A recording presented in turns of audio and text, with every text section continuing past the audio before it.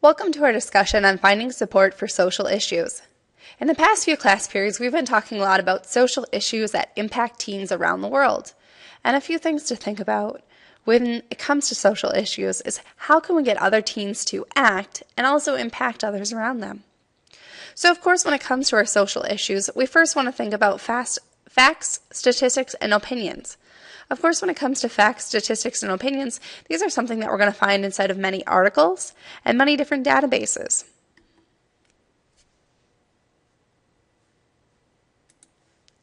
So why do we need to decipher facts, statistics from opinions to form an argument?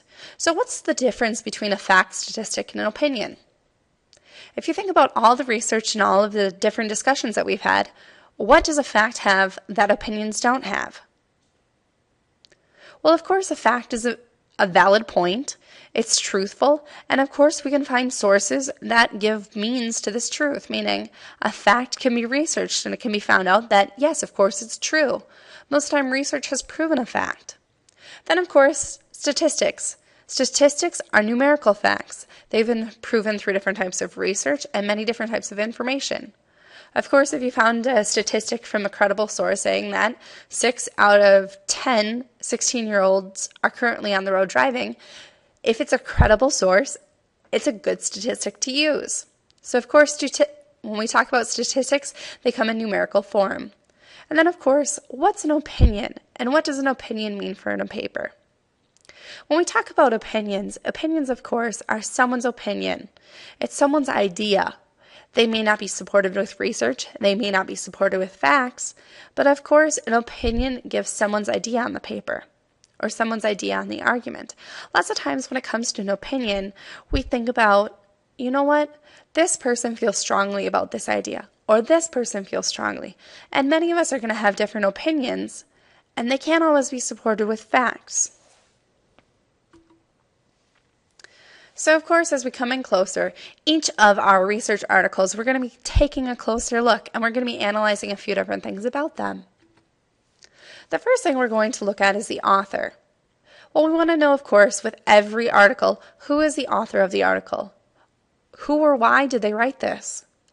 What are a few credentials to help us figure out if the author is credible for including in our paper writing? Well, when we think of credentials and when we think about credibility, are they important to be writing this paper? Are they good for the topic? So, of course, a person who wrote a picture book, but we're looking at very in-depth research, are they credible? Are they someone who have great credentials that lead up to it? Are they maybe a writer based on this issue? So a person who writes an article about mathematical equations, but yet they usually just write about health and lifestyle, that's probably not a person who is credible. So we want to think about their credentials, their background, past work or past jobs. Does it lead up to an author's credibility? So that's the first thing that we need to look at. Then, of course, the tone. What do we mean by tone in the article? Well, think about all the different social problems that we've looked at. And when it comes to tone, think about the way that the author speaks through their writing or how they state the issue at hand.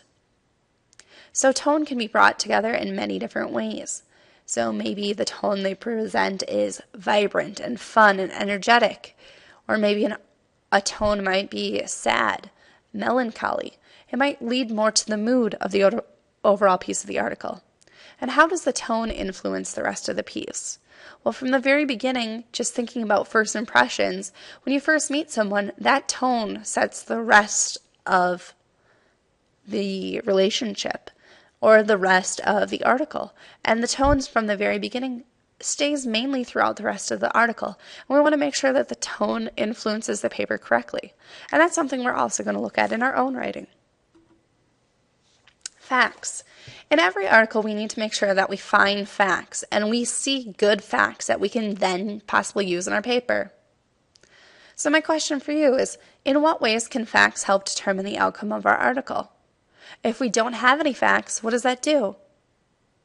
Or on the other end, if we have facts and they're not fully supported, is that good for our article or for our argument? So, of course, we want to make sure that we have facts in our paper, but we also use them well and we support them wisely. Then next is statistics. What is important to note in a statistic? Well, the thing I've just stated is that numerical, and we want to make sure that not only are statistics numerical, but we can also use them. It's not a huge number, it's something that someone can easily relate to, and it's something that can be backed up. Well, why would we also want to include a statistic in our opinion?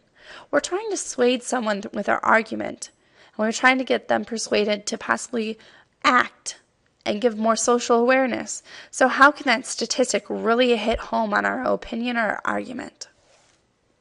So we want to find good statistics that we can use in our piece. And then, of course, opinion. What are all opinions based on? Opinions are based on people's ideas, and we want to make sure that we keep opinion different than fact and statistic. Opinion is not a fact. It's not a statistic. Opinion is someone's idea about the argument, and we want to make sure that we use an opinion when it is necessary, or an argument that is based on fact and statistics when it's necessary. So, of course, the last part is an argument. In every article that we're going to use in research, what is the main argument? We want to find out the argument, the validity of the argument. So is it valid? Is it something credible? Is it something good we can use? And is the argument properly supported?